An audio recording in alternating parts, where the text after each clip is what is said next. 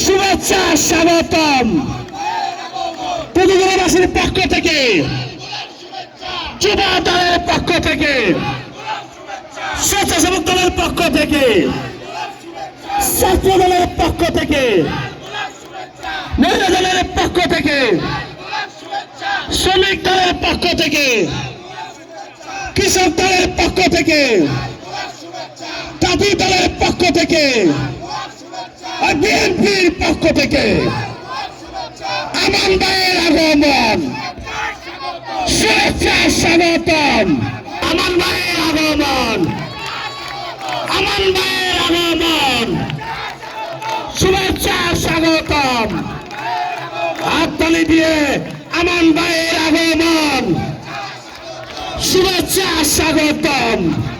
তেতুলিয়াবাসীর পক্ষ থেকে, আয়োজক কমিটির পক্ষ থেকে লাল গোলাপ শুভেচ্ছা। আয়োজন কমিটির পক্ষ থেকে আমান ভাই